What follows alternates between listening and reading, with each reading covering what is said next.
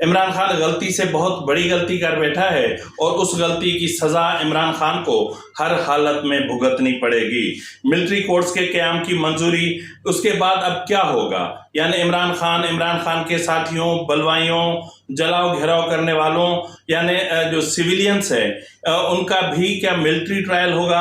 اور اس کے علاوہ پنجاب حکومت نے کر لیا ہے ایک بہت بڑا فیصلہ، اور وہ فیصلہ عمران خان پر بہت بھاری گزرنے والا ہے۔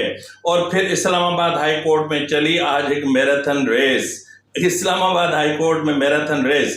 اب کون جیتا کون ہارا، اس پر بھی ہم بات کریں گے، اور بات کریں گے اس وقت عدلیہ اور جو انتظامیہ ہے وہ آمنے سامنے ہیں، یعنی پی ٹی آئی ورکرز کی گرفتاری کے معاملے پر عدلیہ اور انتظامیہ آمنے سامنے آ گئی ہیں۔ عدلیہ ملزمان کو چھوڑنے کی جو ہے وہ اس کو بڑی جلدی ہے، اور انتظامیہ ان کو بھاگنے نہیں دیتی۔ ایک کیس میں ان کی ضمانت ہوتی ہے تو پھر دوسرے میں ان کو گرفتار کر لیا جاتا ہے۔ اور اس کے علاوہ ججز کی جو تنخواہیں اور مراعات اور یعنی جو کچھ وہ لے رہے ہیں وہ بھی اپنی جگہ پر، لیکن ان کے کرتوت بھی دیکھنے جیسے ہیں۔ کمال ہے، کتنی تنخواہیں لے رہے ہیں، کون کیا کیا کر رہا ہے، ایک ایک چیز ہم آپ کو بتائیں گے۔ اور جناح ہاؤس لاہور اور جناح کورٹس کراچی، آخر یہ ایک طویل عرصے سے جناح ہاؤس لاہور پاک فوج کے قبضے میں ہے اور جناح کورٹس کراچی رینجرز کے قبضے میں ہے، اور آخر یہ قبضہ کب ختم ہوگا، ان کی تاریخی حیثیت کب بحال ہوگی۔ اس کے علاوہ ہم دیگر امور اہم ترین خبروں پر بھی بات کریں گے، اور جو ہے وہ یقیناً آفیشل سیکرٹ ایکٹ کے بارے میں بھی آپ جاننا چاہ رہے ہوں گے، تو تمام امور پر آج ہم ذرا تفصیل سے بات کرنے والے ہیں۔ بسم اللہ الرحمن الرحیم، السلام علیکم ناظرین، فرواز این بی نیوز کے پلیٹ فارم سے میں آپ کا میزبان نواز بھٹو آپ کی خدمت میں حاضر۔ ناظرین، مسٹیک سے عمران خان ایک بہت بڑی غلطی کر بیٹھے، بائی مسٹیک، ٹھیک ہے۔ مسٹیک سے جو غلطی ہوئی عمران خان سے، وہ اتنی بھاری غلطی ہے کہ جس کی قیمت عمران خان کو ہر صورت میں چکانی پڑے گی۔ یقیناً آپ سوچ رہے ہوں گے کہ وہ غلطی کیا ہو سکتی ہے۔ جی میں آپ کو بتاتا ہوں، وہ غلطی یہ ہے کہ عمران ٹریپ ہو گیا۔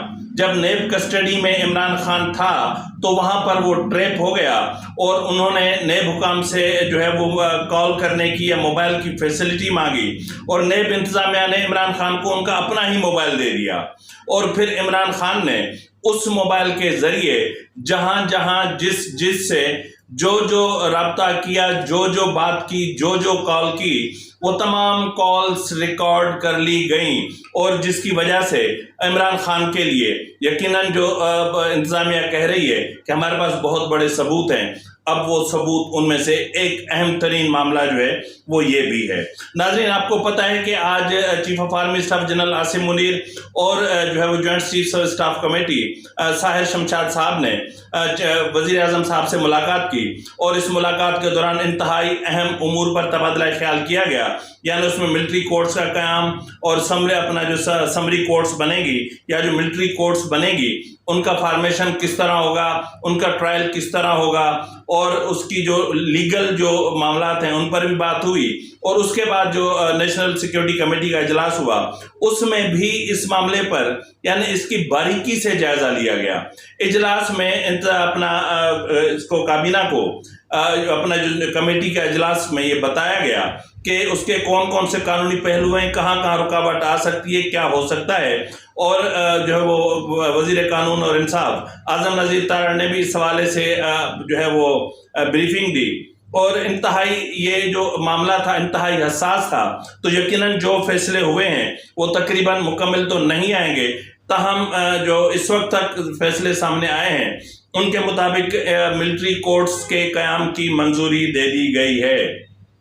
اب یہ فوری طور پر نافذ العمل ہوں گی، یا اس کے حوالے سے ان کو آئین میں کچھ ترمیم کرنی پڑے گی، یا کوئی جو ہے وہ کچھ ایسا کرنا پڑے گا کہ جس سے، کیونکہ ملٹری کورٹس کے قیام کے لیے آئین میں ترمیم بہت ضروری ہوتی ہے، تو آئین میں ترمیم کے بغیر یہ چیز بہت مشکل ہوتی ہے۔ تو ناظرین، جس طرح میں نے کہا کہ پنجاب حکومت نے ایک بہت بڑا فیصلہ کر لیا ہے، اور وہ بڑا فیصلہ یہ ہے کہ جو پنجاب حکومت ہے انہوں نے اپنے طور پر ملٹری کورٹس کے قیام کے حوالے سے منظوری دے دی ہے.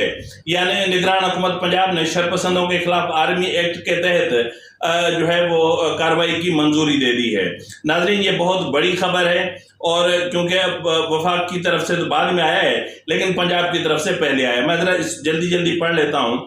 اجلاس کے دوران دی گئی بریفنگ میں بتایا گیا کہ 32 مقامات کی جیو فینسنگ کر کے ملزمان کو ٹریس کیا جا رہا ہے، اور جو ہے وہ نگران حکومت پنجاب نے آرمی تنصیبات اور املاک پر حملہ کرنے والے شرپسندوں کے خلاف آرمی ایکٹ کے تحت کارروائی کے فیصلے کی منظوری دے دی ہے.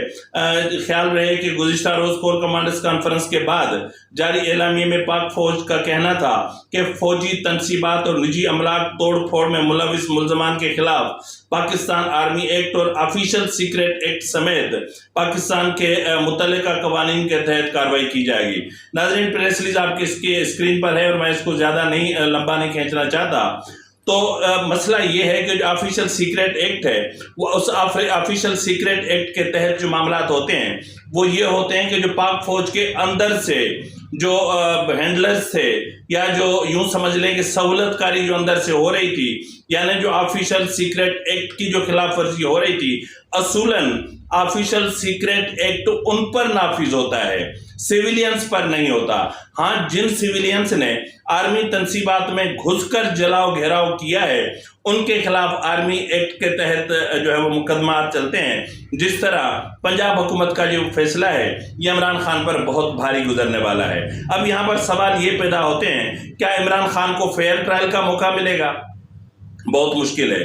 اور کیا عمران خان کے پاس اپیل کا حق بھی ہوگا؟ یہ بھی کچھ بھی کہنا قبل از وقت ہے، کیونکہ اس وقت عمران خان جو ہے وہ جوڈیشل جو ہے وہ ایک کمیشن بنانے کا مطالبہ کر رہے ہیں، اور عمران خان الزام عائد کر رہے ہیں کہ جو بھی کچھ ہوا ہے وہ ایجنسیز نے کیا ہے، جبکہ آڈیو کالز، ویڈیوز، ایک ایک چیز موجود ہے کہ اس میں ہاں تھوڑی بہت ملاوٹ تھی. اللہ کو جان دینی ہے شہریار افریدی کی طرح، مجھے تو میرے رب کو جان دینی ہے. تو فی الحال جو ہے وہ انہوں نے پتہ نہیں کس کو کیا کیا دینا ہے، وہ تو ابھی چند دنوں میں پتہ لگ جائے گا. تو بہرحال جو ہے وہ جس طرح میں نے کہا کہ یہ بہت بڑی چیز ہوئی ہے. تو ناظرین اب جس طرح میں نے آپ سے کہا کہ اسلام آباد میں لگی میراتھن ریس، یعنی فواد چودھری کی جو ہے وہ ضمانت ہوئی تھی اسلام آباد ہائی کورٹ میں، اور ضمانت کے بعد جب یعنی تحریری فیصلہ آنے سے بھی پہلے وہ صاحب وہاں سے نکلے اور گاڑی میں بیٹھ کر جانے ہی لگے تھے کہ سامنے جو ہے وہ انہوں نے دیکھا کہ پولیس انہیں گرفتار کرنے آ رہی ہے. تو پھر جو ہے وہ فواد چودھری نے دڑکی لگائی ہے. یہ اس وقت یہ تمام مناظر آپ کی اسکرین پر ہیں. ایک تو اتنا بھاری بھرکم سا بندہ، اور پھر پیچھے پولیس کا ڈر، اور پھر آگے راستے آڑے ٹیڑے، تو کہیں گرے، کہیں ڈگمگائے، کہیں کیا ہوا. تو بہرحال کورٹ تک پہنچ گئے. تو اب نکلنے کے بعد کیا ہوتا ہے، اور عدالت اس کو جس کیس میں ضمانت دیتی ہے، کیا اس کے علاوہ بھی کوئی کیس ہے، اس پر ابھی معاملات سامنے آنا باقی ہے. تو ناظرین جس طرح میں نے کہا کہ اس وقت عدلیہ بمقابلہ انتظامیہ، یعنی عدلیہ اور انتظامیہ آمنے سامنے آ چکے ہیں. عدلیہ ملزمان کو چھوڑنے کے در پہ ہے، اور انتظامیہ ملزمان کو پکڑنے کے در پہ ہے. یعنی عدلیہ جن کو چھوڑنے کے حوالے سے احکامات جاری کر چکی ہے، پولیس ان کو بھی جو ہے وہ دیگر مقدمات میں گرفتار کر کے اور تحویل میں لے رہی ہے، یعنی ان کو اپنی تحویل میں لے رہی ہے. لیکن یہ ایک جنگ چل رہی ہے سوائے لاہور ہائی کورٹ کے، کیونکہ وہ تو آپ کو پتہ ہے کہ سسر کی عدالت ہے اور سپریم کورٹ ساس کی عدالت ہے، تو نیچے والے بھی کہیں نہ کہیں کسی نہ کسی کے رشتہ دار ہیں. تو اس وقت لاہور ہائی کورٹ میں رشتہ داریوں کے حوالے سے معاملات چل رہے ہیں، یعنی رشتہ داریاں نبھائی جا رہی ہیں. اب دیکھتے ہیں کہ اس میں آگے کیا ہوتا ہے. جس طرح ناظرین میں نے آپ سے کہا کہ جو تنخواہوں کا معاملہ ہے وہ انتہائی اہم ہے کہ اس وقت کس کی تنخواہ کتنی ہے، اور کون کتنی مراد اٹھا رہا ہے، اور کون کیا کر رہا ہے. جب آپ یہ سنیں گے تو آپ دنگ رہ جائیں گے. اسمبلی کی پبلک اکاؤنٹس کمیٹی میں صدر، وزیر اعظم، وفاقی وزراء، چیف جسٹس، وفاقی سیکریٹری سمیت اراکین اسمبلی کو ادا کی جانے والی ماہانہ تنخواہوں کی تفصیلات پیش کی گئی ہیں. دستاویزات میں انکشاف ہوا ہے کہ چیف جسٹس آف پاکستان کی ماہانہ تنخواہ 15,27,399 रुपए है, जबकि वजीर आजम की तनख्वाह सिर्फ 2,01,574 रुपए है।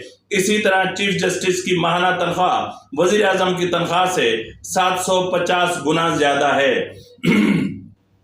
दिलचस्प बात यह है कि वफाकी वज़रा की तनख्वाह भी वज़ीर आज़म को मिलने वाली तनख्वाह से जायद यानी 3,38,000 रुपए है।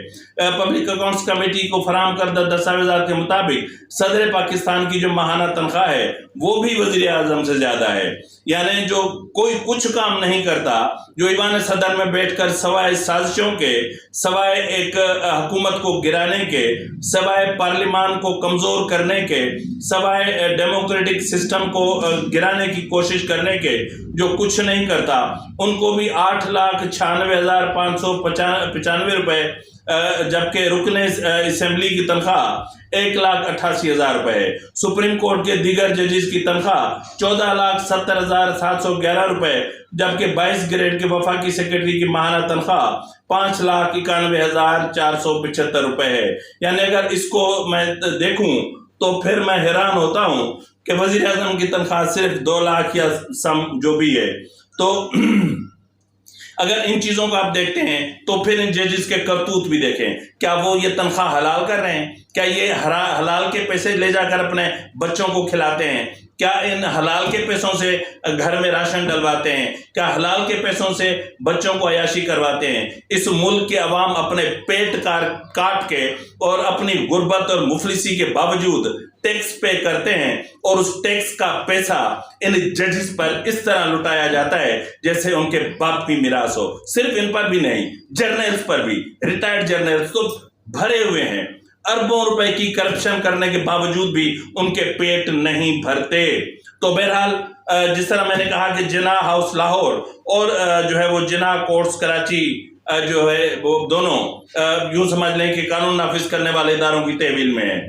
जिना कोर्ट्स कराची जो वो प्रोटेक्टेड कल्चरल हेरिटेज है, यानी महफूज सकाफती विरसा है, जहां एक कील तक नहीं गाड़ी जा सकती, वहां उन्होंने 3-3, 4-4 मंजिला इमारतें बना ली हैं और पूरे जिना कोर्ट्स का हुलिया तक रेंजर्स ने बिगाड़ लिया है। और इस हवाले से एक साबिका सेक्रेटरी जो थे, एक हमीद आखून साहब, मुझे याद पड़ रहा है, उन्होंने चीफ सेक्रेटरी से को एक समरी अरसाल की थी कि हमारे कौमी असासे जो हैं कब तक इनकी तहवील में रहेंगे।